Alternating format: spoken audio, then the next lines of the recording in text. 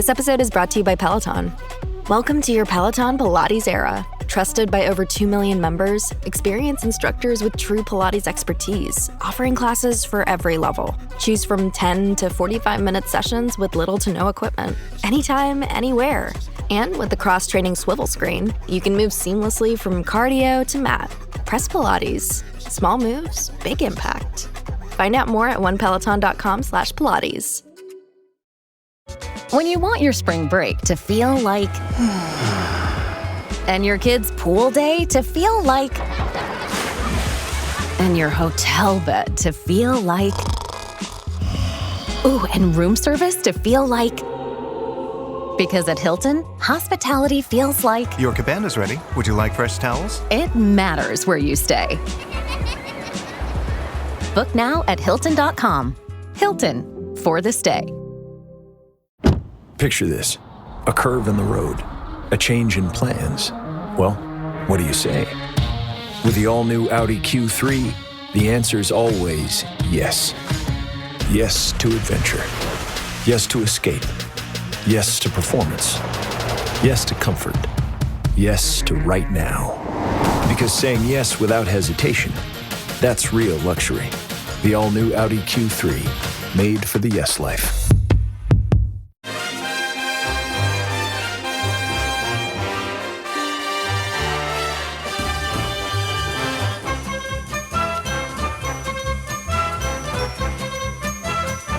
Hello everyone, I'm Chris Wynn and welcome to However the podcast. And now our attention is fully focused on the Premier League for the remainder of the season. We can look forward to the remaining 9 games. That includes a trip to the visitors, of course, as well as tasty home games against Spurs, Forest, Manchester United and Chelsea. And we take all of those on, knowing that any points collected is in addition to the 40 already in the bank. So there shouldn't really be any need to bite any nails, and we can enjoy it that little bit more, especially because we sit just 4 points behind 7th placed Brentford. And we kick off that run in today with the visit of Brighton and Hove Albion. And to tell us how it's all going to play out, we have a couple of gentlemen along with us. And first up, we have the artist formerly known as Bomber. Hello, mate. Hello, Chris. How you doing? I wouldn't say I'm going to be able to tell you how it's going to go. My prediction records on these things are generally pretty awful. So it's a very bold statement for you to suggest that I'm going to tell everyone how things are going to go today. Well, speaking of that, mate, because it's the week of weeks in terms of you and Cheltenham. So how's your predictions gone there? Oh, awful. I had a very good day on the Tuesday, and I was like, right, okay, yeah, that's set up nicely. Everything I won on Tuesday, I lost on Wednesday. Thursday was just generally horrific. And obviously at time of recording remains to be seen how Friday is. But yeah, I've pretty much given up on any sort of profit. And I think there's a lot of punters this year who will be in the same boat, unless you were lucky enough to throw a fair few quid at some of the larger price outsiders. But yeah, a year for the bookies, I think, for the festival. Well, a perfect segue, and everyone ignoring how you tell them today's going to play out. So we'll see how that goes. As well as Bomber, today we've got Ant Waterson. Hello, Ant. Hello, Chris. Hello. Yes, nice to be back. Nice one to bring us back into a meeting at home against Brighton. And I can't remember the last time we played them. So I think it's about 20 years ago, wasn't it? I think it was in the Championship. So apart from obviously this season. But yeah, looking forward to it. It should be a good game. Good chance to get last week out of our minds, I think. I was pretty much over it about an hour after kick-off, to be totally honest with you. But then when the draw came, I was like, yeah, fair enough. Okay now.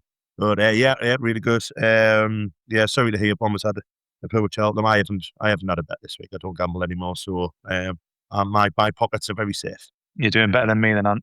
Right, best way to be, mate. Just like me. I haven't touched it with a barge pole this week. But anyway, yeah, actually, that's a good point, though, Ant. We've literally played Brighton once this millennium. We played them back in 2004 at the Stadium of Light. We played them a few times away from home, but that one fixture we've played against them since 2000 was back in 2004. 2-0 win, Julio Arger and a Liam Lawrence penalty. God, going back to the days of Mick McCarthy and Mark McGee being managers of the two sides. But It's strange that, Brighton have been, we're talking about, I think it's their 9th successive year in the Premier League. We've only played them once since, actually, the time before that, we have to go back to 1991 since we played them after that, before that 2004 game. I know it is. It's weird. Like, as I was thinking when the fixtures have come out, I think, I always go, Premier League teams, when's the last time we played them? Obviously, it's like, 8, 9 years ago when we were stuck in League One and stuff like that. But, you're looking forward, like, obviously, the Man United, to Chelsea's at home, Man City's, Newcastle's, obviously. Sorry, not Newcastle, the visitors. But then I was thinking, like, when we're going into this week, I was like, I can't remember last time we played Brighton. I've got one of them, I think I'm like you, Chris, I've got one of them memories where I can sometimes remember it. But, like, when I looked at the game, like, 20 odd years ago, and I was like, nah, I can't remember that. I can't remember Liam Lawrence scoring a penalty. Certainly can't remember that. So, yeah, I mean, hopefully it's not the time where you're going to say, can you remember this full time? Because I could probably one, and that was probably only one. So, Yeah. and you probably pulled Liam Lawrence out. So, You, s- yeah. you see, and I'm not as cruel as Andrew and Martin who spring these quizzes on you. So I promise I am not going to do that. I'm not going to spring one on you like they always do. But I'm going to stick with you, and actually, just on the first point, because obviously you go to the Stadium of Light every home game, season ticket, and all that sort of stuff. As you've mentioned, and we were all glad when you got that mess sorted and you got sorted with next season. But I just wanted to bring you straight in just on one of the news updates quickly, because it was mentioned in the press conference, just about Legends Way and what they're doing with that on the way into the Stadium of Light to kind of, I suppose, make it, I don't know if you want to say, kind of more emotional, I suppose, and that kind of walk up to the Stadium of Light. And Register Briss was asked about it in the press conference. He did say, he said this thing is really important in England, and it's important to celebrate that legacy, and it reinforces it. But it's a great thing what the club are doing, isn't it? Oh yeah, 100%. Obviously the Roker Park fans amongst us all get little shivers down the spine when they see that again. I think because I always like that sign. I used to like stand in the forward end, but like all the photos that I used to like look at that sign, like the Sunderland one, it was absolutely beautiful. So to see that back, I would have liked that on the inside, to be honest, Chris, like behind, but I don't think you could have been able to do it because where we sit the fans, I don't think there's going to be a way to do it, but to have it there. You're going to walk over that bridge, walk into the stadium, because that's the first thing you face. There's the rotor end, and you're going to see that. And it's just going to get it is going to get the spine tingling and all your it'll get you all excited again. And as you said, like all season they've just consistently got like the level of atmosphere better and better and better. Topped off with the Granite Jacket thing, which I can watch all day. You know what I mean? It'll get me going. But even to add that as well, it's just these little things that's just making going to the ground that more special again. So I'm really chuffed with that, mate. Yeah. Yeah, absolutely. Great that the club are doing that and putting these little things together. One other thing, Bomber, for this week's game, it's the Premier League's More Than a Game campaign is being supported over this weekend, which supports how football can help local communities. I'll put my teeth into it across the country. It also comes on the day when Sunderland celebrates the 25th anniversary of the Foundation of Light, which of course ties in with that campaign and is a fantastic resource. And it's one of the reasons that Sir Bob Murray is the next inductee into Sunderland's Hall of Fame. But 25 years where the Foundation of Light, and it's gone through kind of hard times in terms of, existing almost when the club were hit, rock bottom, if you like, in League One, but it kept on going to support the community and, just kept doing its thing. And 25 years has been fantastic. And like I said, Sir Bob Murray getting that invite into the Hall of the Fame, well deserved. Yeah. I think regardless of what your opinions are on Bob Murray, because he, for some people, he can be quite a divisive figure, but there's no doubt that what he's contributed to the communities of Sunderland and the surrounding areas, he fully deserves it. And I think the work that goes on at the foundation is one of the reasons why we love the football club so much, because there is that community link always. The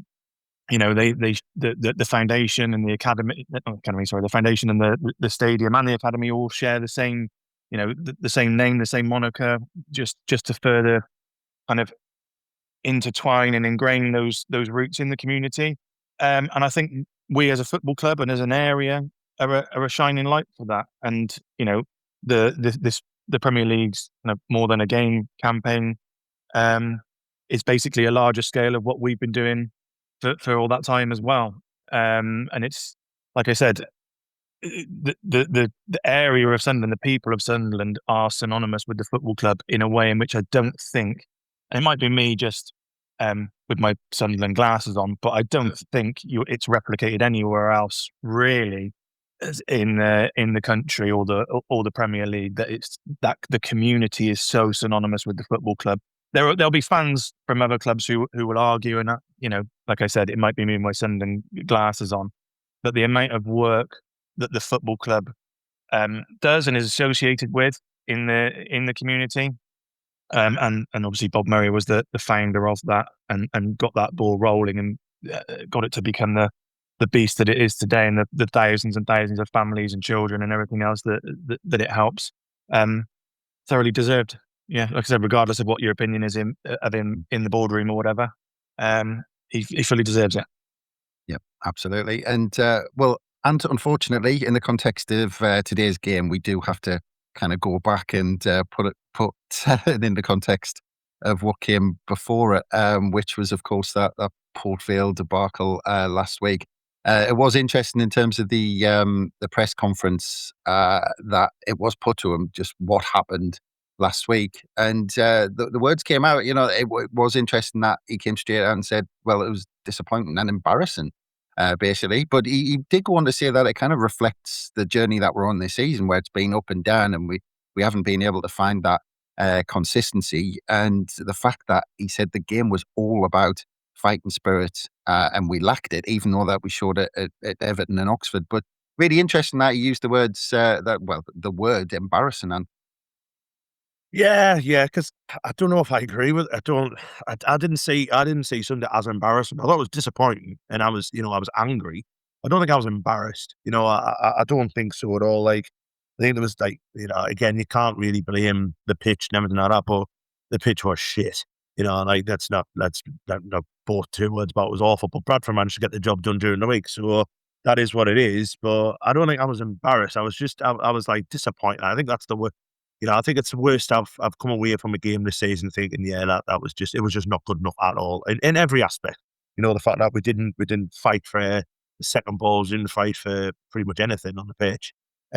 Certain players, I think, let themselves down. I'm not gonna pick them all out here because I think it's been done and I think it was there for everyone to see. But the thing is, you just got to get over it now because it's always in the past. It could have been a nice cup draw, but for me, it's like I was all for it, Chris, probably an hour after kickoff.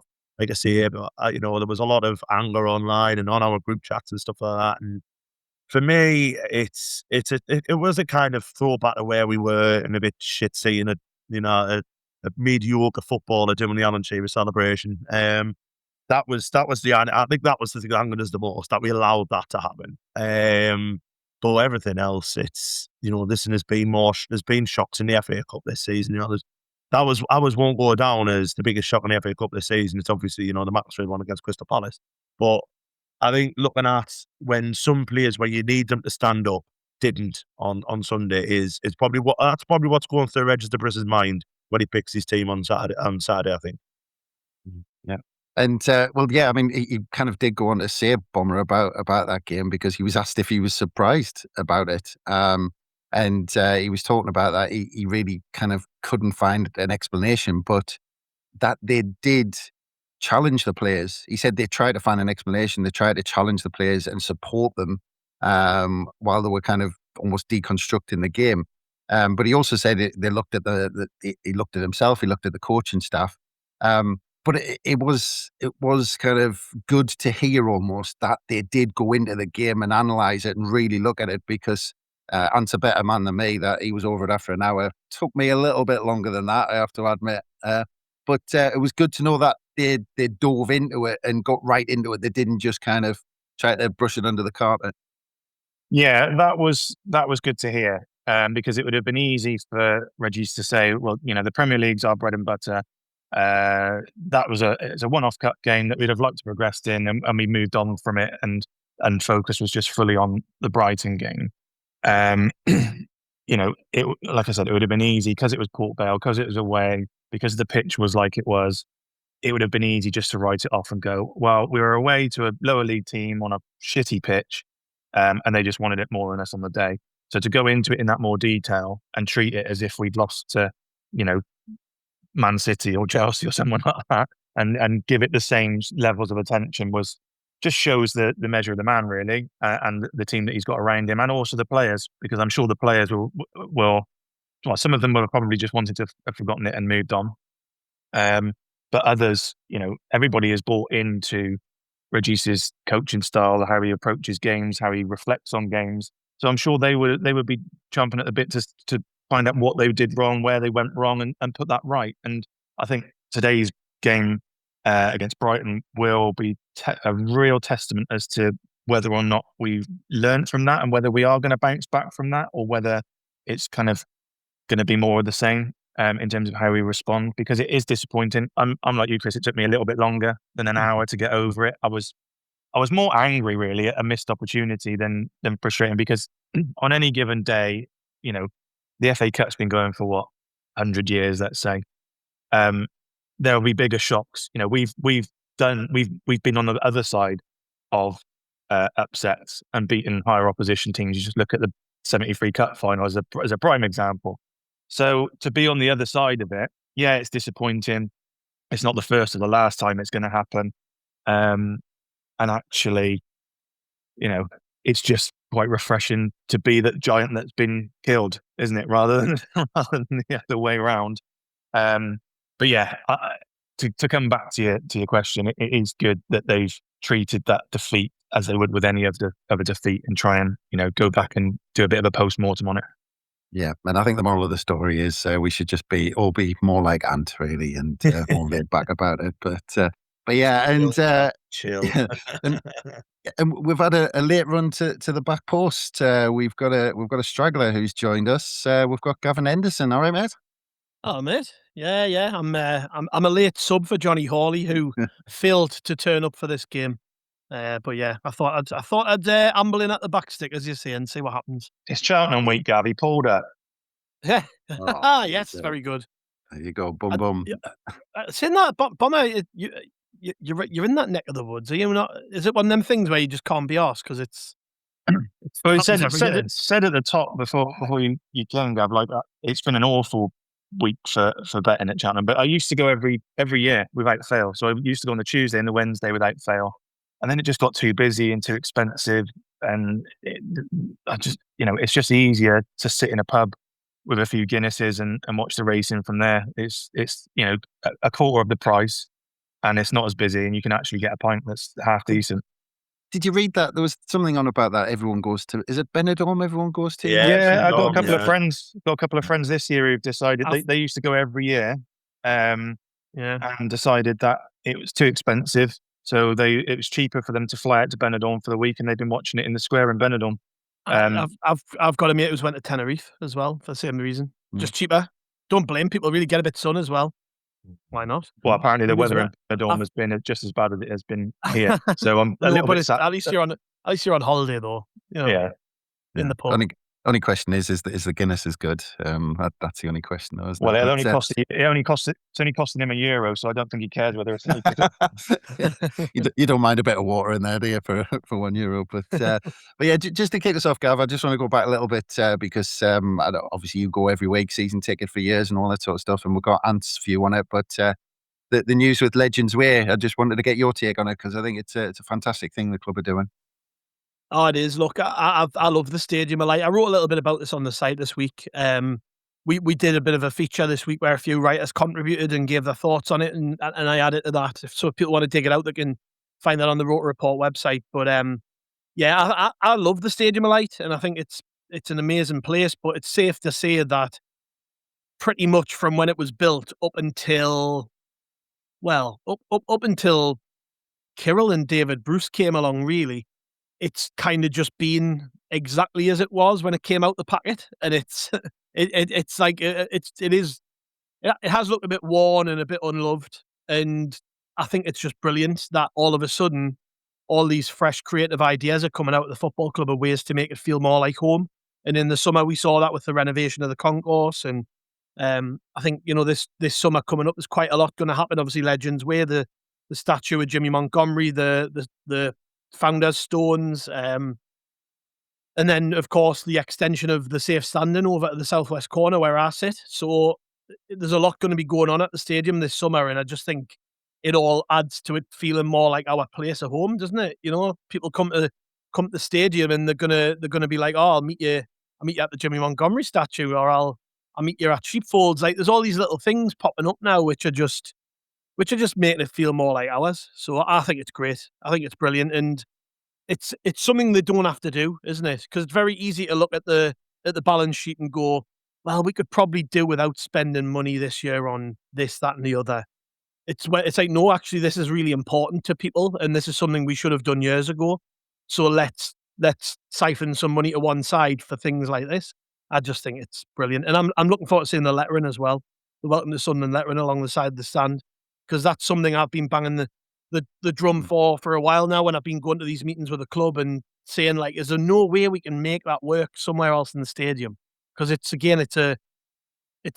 paying homage to the old place, and something that people still now talk about is that lettering at the back of the forward end. So yeah, no, I think it's all great. I don't think there's anybody could look at this and think it was negative. There's no, if anybody's looking at it and going, "Well, why are they doing that?" I just think if you're looking for reasons to complain, because I think it's amazing.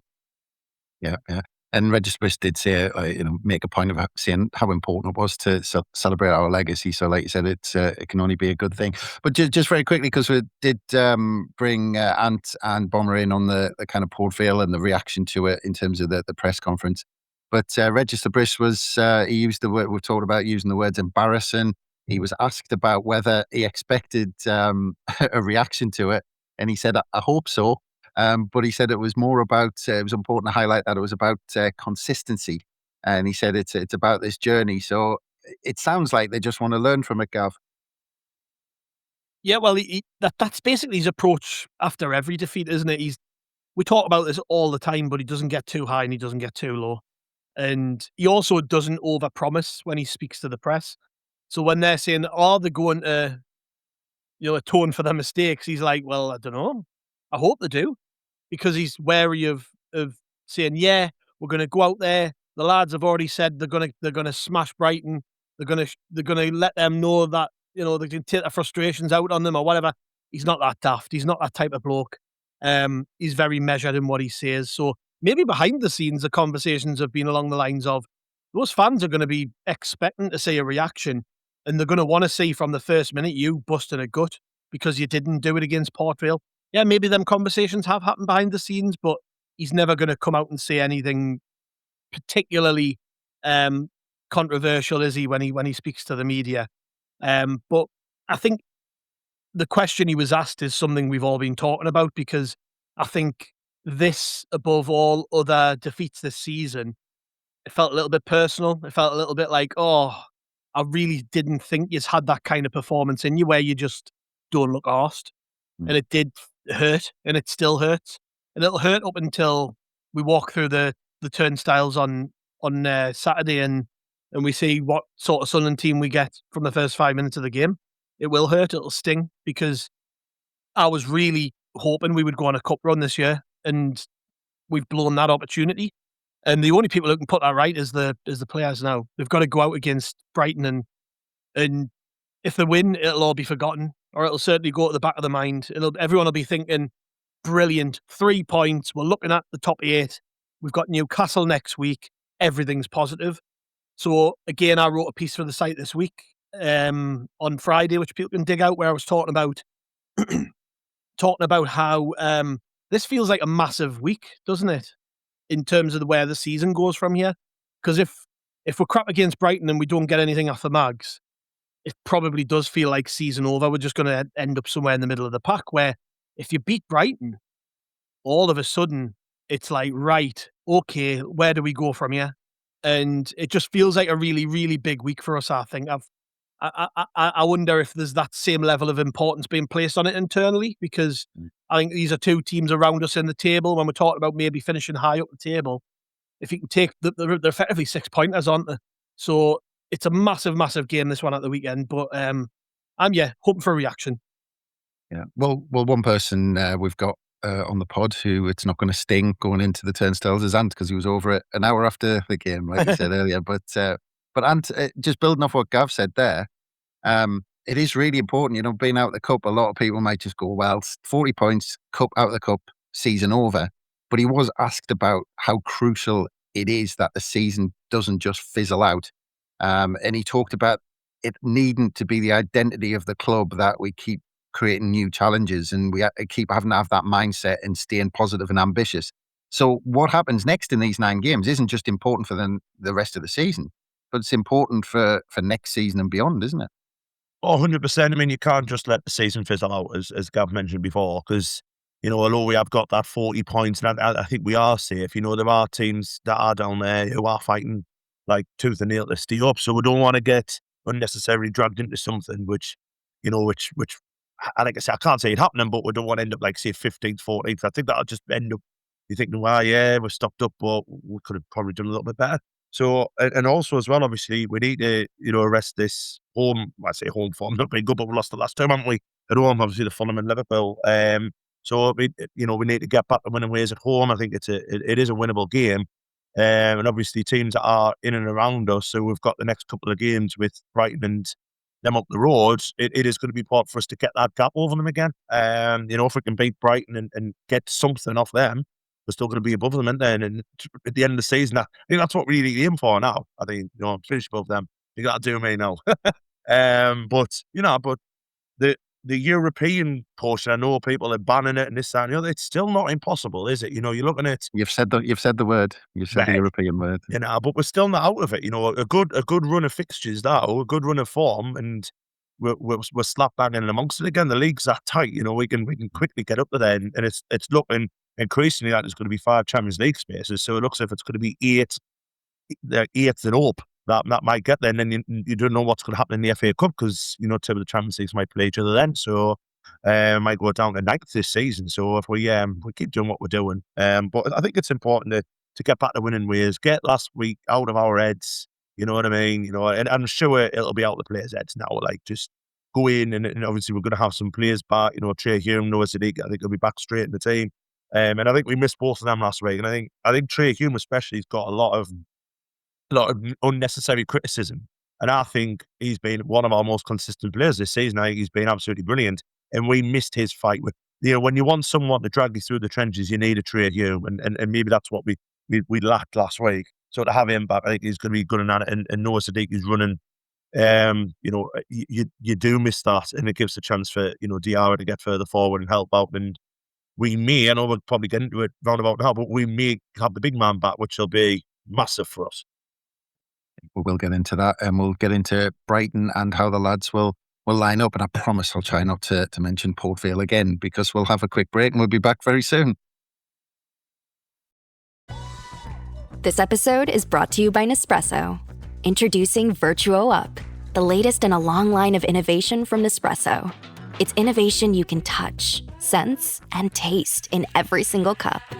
With a 3-second start, easy open lever, and dedicated brew over ice button, it's even easier to enjoy your coffee your way. Sip for yourself. Shop Virtuo Up exclusively at Nespresso.com. Everything feels a bit uncertain right now. A few months ago, you never would have expected eggs being factored into your monthly budget. New sources of stress equal more opportunities for breakouts to strike. Luckily, Mighty Patch Original shrinks the look of pimples in just one use. We'd say that's a pretty good deal. Shop Mighty Patch at all major retailers. Kayak gets my flight, hotel, and rental car right, so I can tune out travel advice that's just plain wrong. Bro, Skycoin. Way better than points. Never fly during a Scorpio full moon. Just tell the manager you'll sue. Instant room upgrade. Stop taking bad travel advice. Start comparing hundreds of sites with Kayak and get your trip right. Bad advice? You talking to me? Kayak. Got that right. And welcome back to However the podcast. And it's match day, and Sunderland are taking on Brighton at the Stadium of Light. And we'll get into Brighton for a little bit, Bomber, because again, the opposition was put to Regis Labris, and we talked to the brilliant Kieran Maguire. Finally got onto the football after trying to grill him on football finance for as much as possible.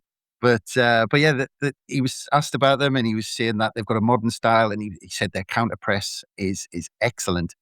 But it's almost a club, ninth successive season in the Premier League. I don't think they've finished lower than 11th the last 4 seasons or something. It's a club we're almost aspiring to be like, isn't it?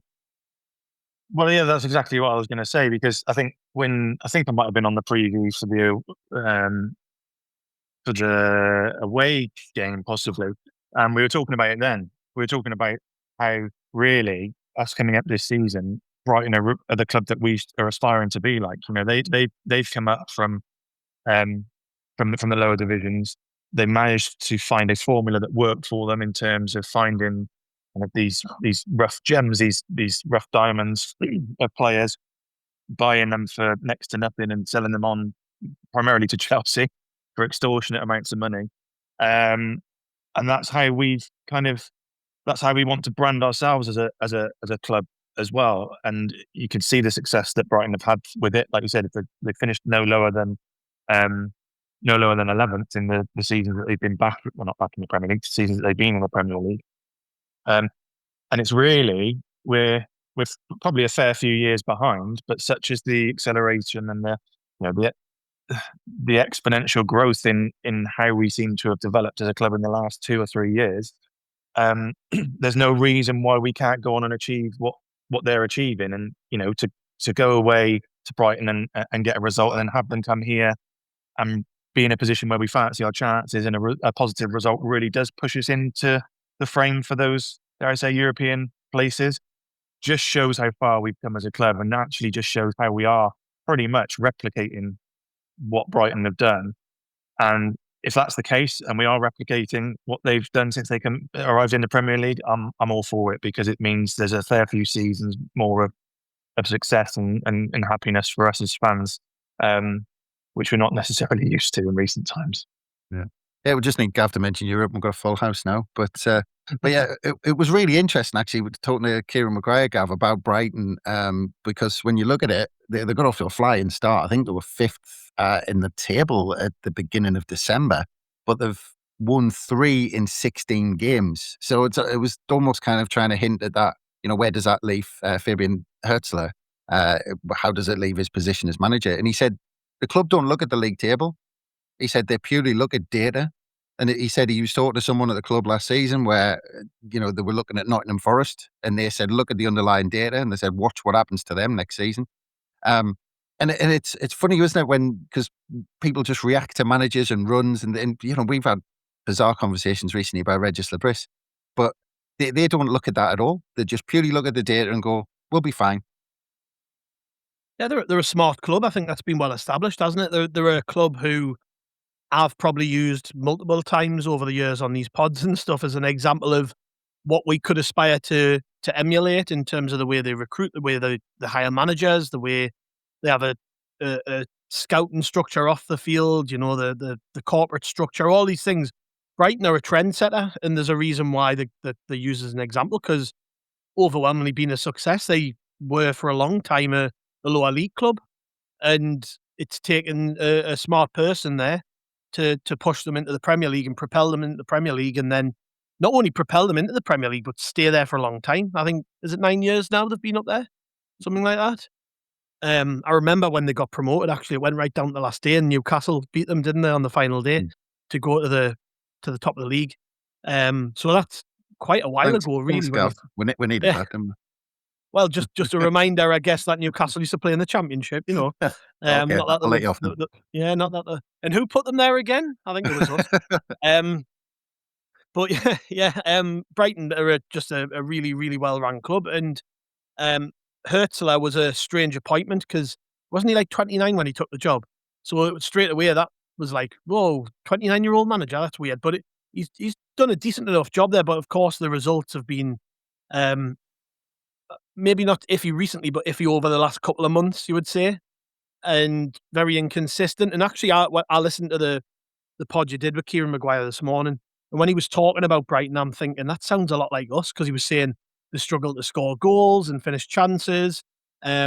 they play a pressing style of football. They like to sit behind the ball, sometimes overplay it. And I'm thinking he's describing us, yeah. So it could be quite an interesting game because are Brighton just going to let Sunderland have all the ball, or is it going to be a case of they're forced to play on the front foot and we sit off a bit? Yeah, he said he doesn't think it'll be first on Match of the Day, and I think that's probably my suspicion as well. It's not going to be a classic. But hey, if we're talking about Sunderland in the same breath as Brighton, that's a good thing. Because again, like I say, I think in the next couple of years, it'll not just be, well, you want to be like Brighton and Brentford. It'll be, you want to be like Brighton, Brentford and Sunderland. And certainly right now, I think that's a good place for your club to be, is recognised as not punching above your weight, but just as a club who, live within their means, and you never feel at risk that, you're being run by the wrong people and you've got the wrong manager in place and all that. I think we're probably in that bracket, and maybe with a couple of years of sustainability in the top flight, that's where we'll be seen. So yeah, Brighton probably going into this game with the same aspirations as us as well, right? They've, like I said before, they were a point or 3 points behind us. Remind us, 3 points, I think. Yeah, 3 points behind. Three points in 3 places. Yeah, so they've, they'll have the same aspirations as us. They'll want to finish inside the top 8 and hopefully get into Europe.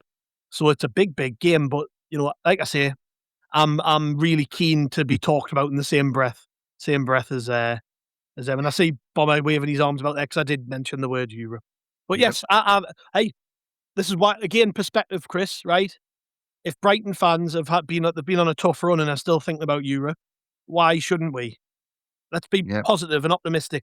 And if we get battered, then maybe on the pods after the game, we'll be like, yeah, all right, maybe that was us getting a bit carried away. But as of today, as we record this, we're there with Brighton. We're alongside them. So we should be proud of that. Yep, and Bomber gets the prize for the full house because he shouted up first. But just to link Brighton in with Sunderland, because look, Kieran Maguire again said, when he says he's a Brighton fan, people go, "Oh, you're a well-run club," and he says that's not the only thing I want to hear about my club. He went, "That's just a nice thing." People saying, "Oh, you're not going to really challenge for anything." And Regis Abyss was asked about how we evolve, because it's a long journey just to stay in the middle of the pack like we are now. And he mentioned that when we started out in the Premier League, or this season, because it's our first season, he said he wasn't going to have everything in his luggage, which he said. So he said it was important to start on the defensive side because we just can't start games 2 or 3 down. And is this all part of the long-term journey we're going to go on? Because at some point, Brighton are now trying to manage expectation, because at some point the fans go, right, well, what's next?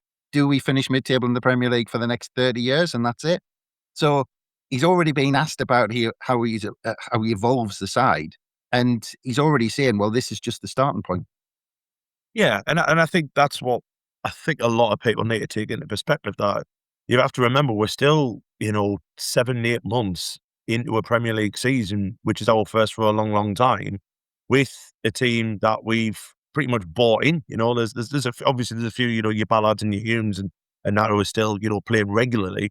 But the fact that we've had to pretty much, change it all. And the fact that we're sitting here with 40 points in March is phenomenal. A phenomenal achievement. I think a couple of bad results even there can't really detract you from that point that we've done brilliantly this season. And in the first, I think you said there, the first thing to do was to get us sorted defensively. And I think that yes, I know in the last few, especially away games, we've conceded, like 3 goals and everything like that. But when you look at that Leeds game, which I thought was an excellent performance, the fact that we nullified their attack, we defended beautifully, absolutely fantastically, and then got a bit of luck at it and got a penalty and scored.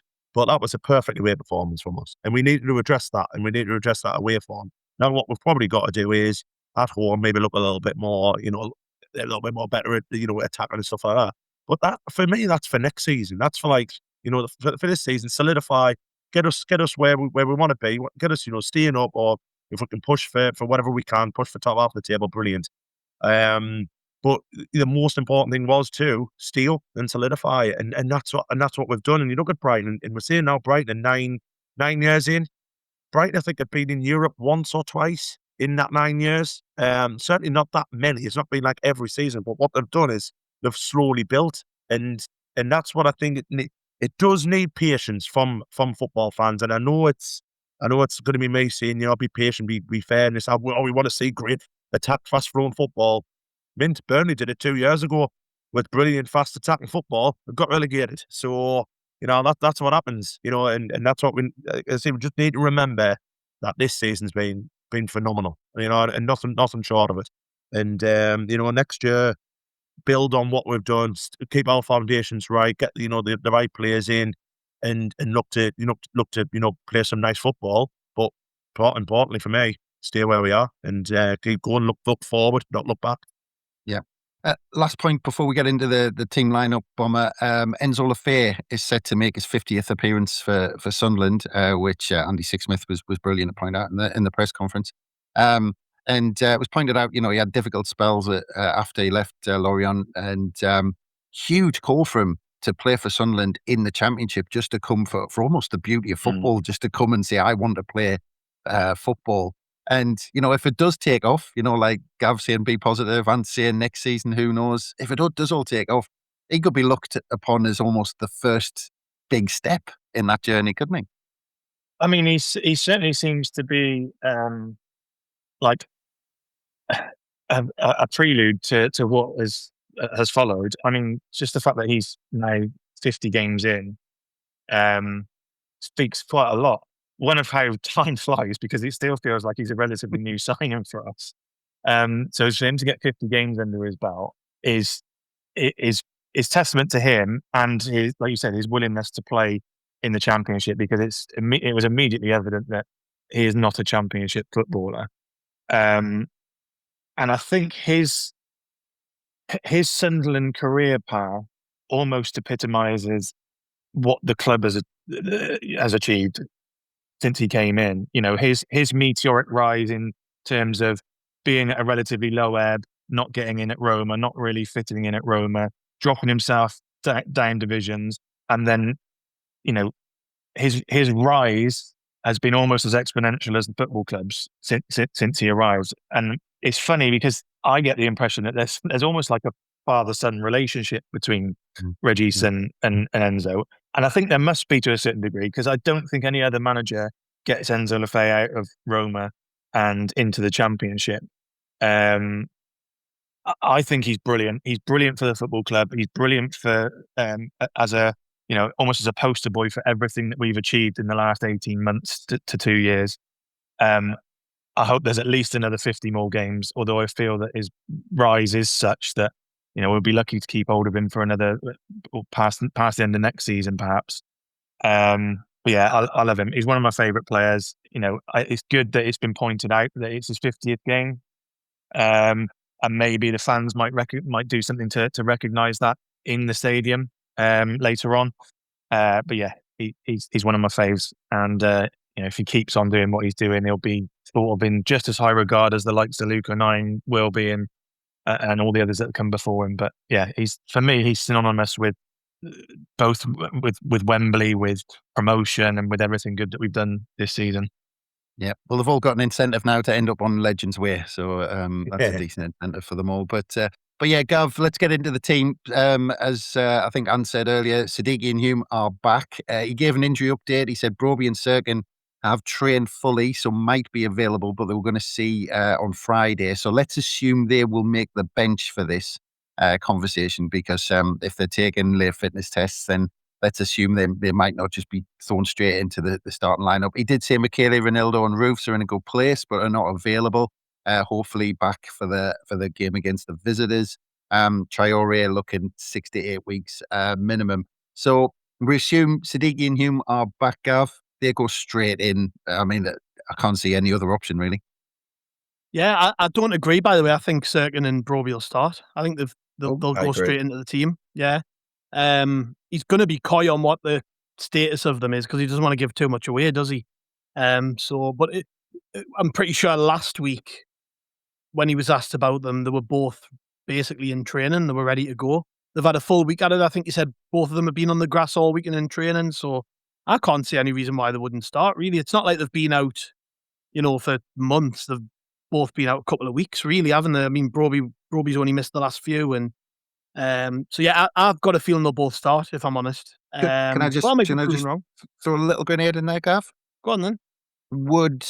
Does the fact that we've got the visitors away next week influence them two starting this week?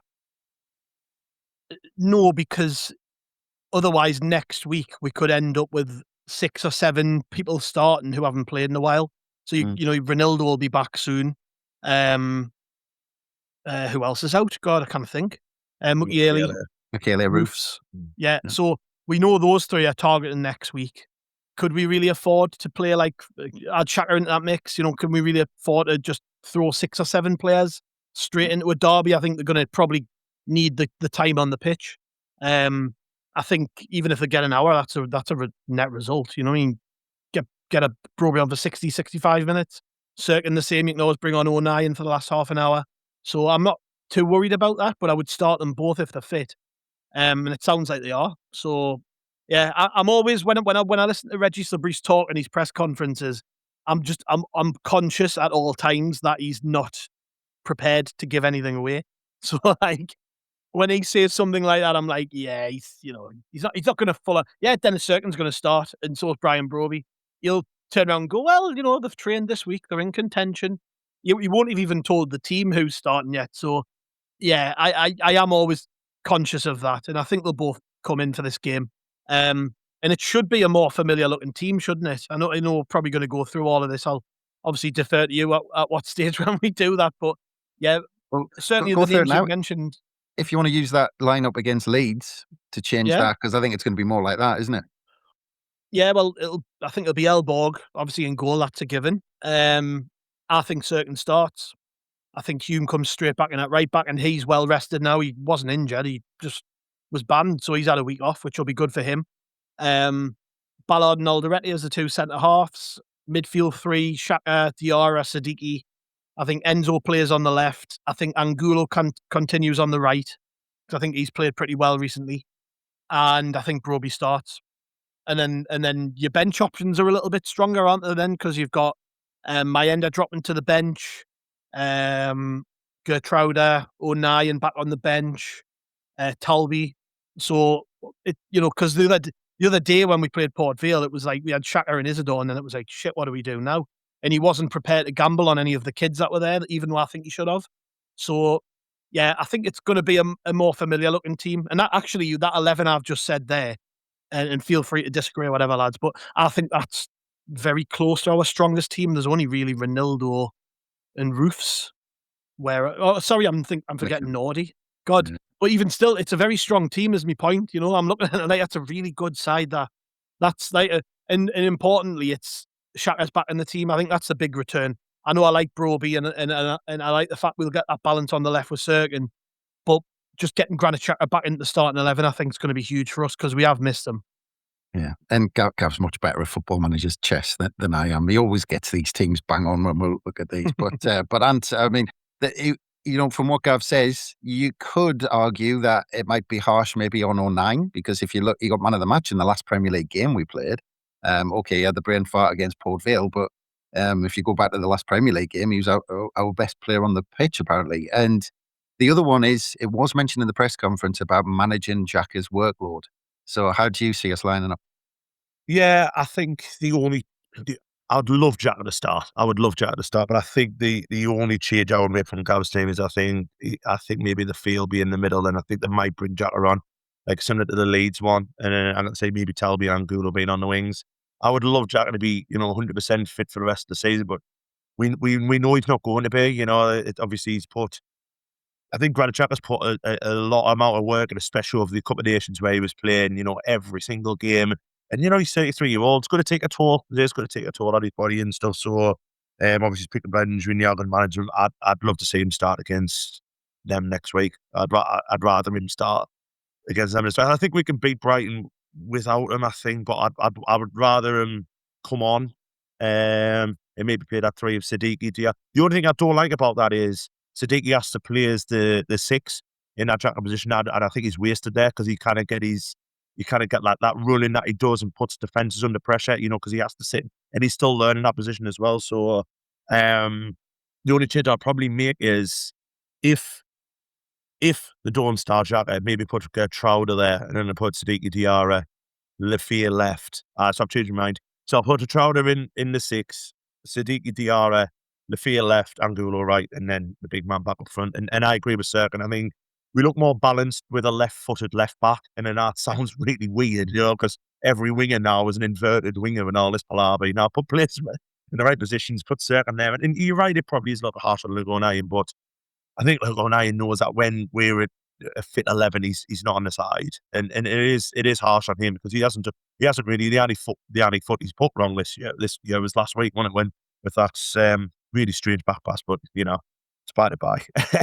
But yeah, I mean, I think it's important to get Robbie back in there because we have missed him, and he gives us that option to really give if a game where we're going to see you would imagine we're seeing a little bit more of the ball than what we used to. We're going to need him to take defenders out to bring our players into play. And I think if he's fit, he starts, and then we get him right for next week. And then to be honest, the other two, my end remind us a little bit of what Adingra did when he got his chance in the Cup of Nations, where he started well, got a goal against Bournemouth, played really well, but then just tailed off. He was poor against Leeds. He was very poor last week, probably the worst he's been against Port Vale. And Wilson Isidore seems to have just got missed. So, every time he's come on, I don't think he's barely touched the ball. So, going back to a little bit of last week and the fact that we're seeing we're safe, obviously taking these 2 games, we'll be looking at like the Forest games, Wolves away. Is it time where we look to blood Finn Garagusen and give him some minutes? Because his stock's massive at the minute. He's been called up for Armenia. When you watch him for the under-21s, you can just tell he's too good. So is it time where they probably look at that? Does he get a start? Or might not start, but gets minutes? And does Abdullahi get some minutes? Because he's scoring some goals for the under-23. So maybe it's now time where we go, well, Wilson's going in the summer. Do we give these 2 a chance? Interesting. But Bomber, Gav's gone more kind of bring people in and looks closer to that team lineup against Leeds. And it's almost like we've got a cup final next week when you're thinking about the team. How much does that, do you think, comes into the manager's thinking? I think it definitely comes into his thinking. Possibly not as much as us as fans are thinking about it, because although it is a derby game, in terms of Regis, he's quite good at compartmentalizing that, and for him it will be another game of football that he wants to go and get 3 points, and he won't change the way in which he approaches it, in terms of how he thinks what he thinks the best lineup and the best approach to the game is in order to get 3 points. He won't need to get him up for it. The fans and the atmosphere and everything else will do that for him. So his role will be getting the best 11 that he can out on that pitch at St James's Park and playing in a way which he thinks is going to get maximum return for us. But in terms of, it's a funny one, isn't it? Because like you said, Gav has gone in and said, yeah, we'll ring the changes and put our strongest team out. Ant's kind of gone a little bit more like keeping the likes of Getroida in. And that's been the eternal dilemma for the club, isn't it? Because all the sentimentalists will say, Luke O'Nien did really well, got man of the match against Leeds, deserves a chance. But history in the last 6, 7, 8 months has shown us that the club at the moment couldn't give less of a shit about being sentimental. 50% of the team that got us into the Premier League no longer play for the club, whether it's on loan or been moved out permanently. I think I'm somewhere in between, because I think Mayenda has done enough to keep a place, and I think if Broby comes in, he's not going to play 90 minutes. So why not just bring him on for the second half when those Brighton defenders are a little bit more tired, a little bit more weary. Hopefully there's still a game to be won or a lead to hold on to. But like I say, he's not going to play 90 in preparation for the derby the week after. So I think put him on the bench and bring him on, give him 40 minutes, 45 minutes, keep Mayenda up there. But I do agree in terms of the balance in the fullback positions. So I would bring Sirkin back in. And that does mean that there's no room for sentiment for Luca 9. But like Ant said, I think Ant hit the nail on the head there. I think Luca 9 is, he's an intelligent enough man to know that if everybody's fit, he probably struggles to make the bench.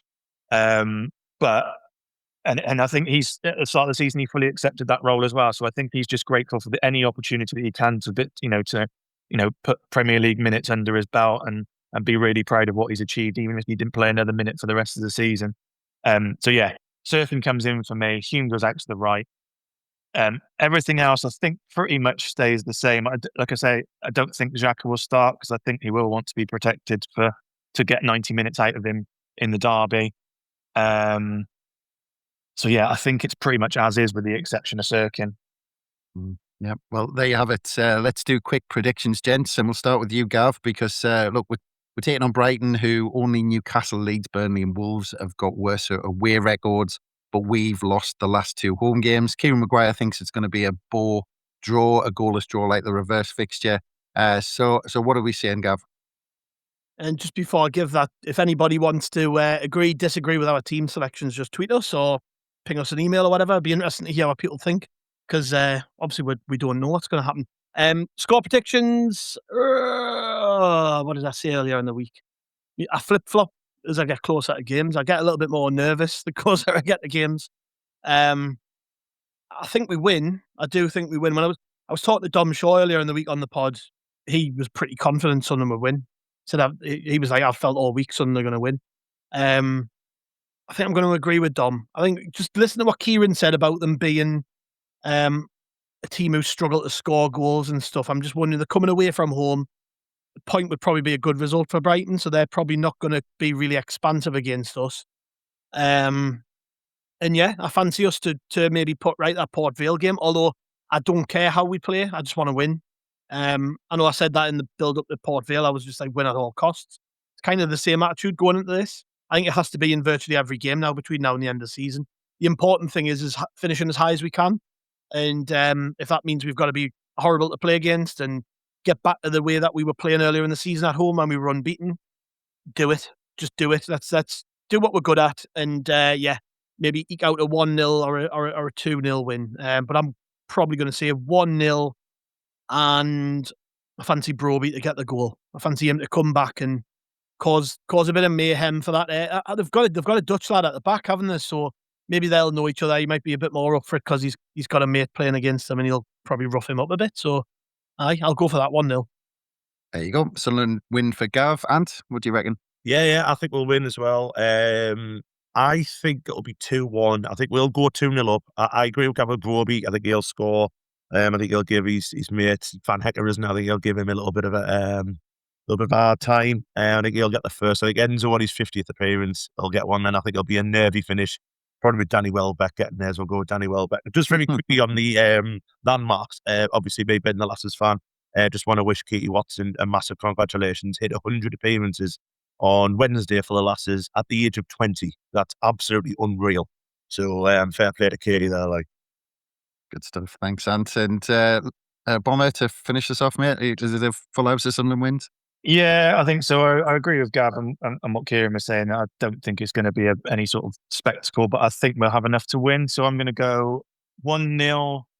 And I like a narrative and a bit of romance as well, Chris. So we're going to go Enzo Lefebvre on his 50th appearance, 1-0 Sunderland, with the only shot on target in the whole game. Yeah, and it's a penalty.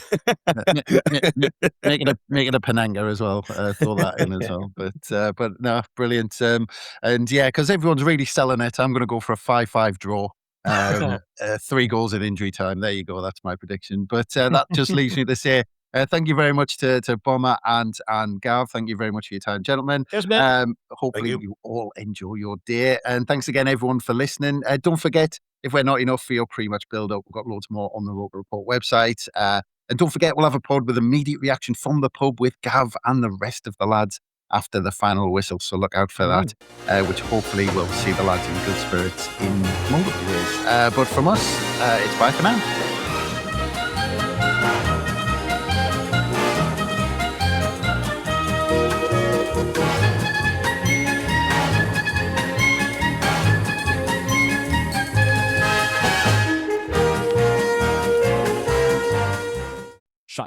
Big shots, upsets, aces. TGL playoffs are here. First, Atlanta Drive starts their repeat run against Los Angeles Golf Club. Then, Rory's Boston Common Golf and Tiger's Jupiter Links face off in their playoff debuts. Who will advance? Keep up. It's playoffs. Tune in Tuesday, March 17th at 6:30 p.m. and 9 p.m. only on ESPN and the ESPN app.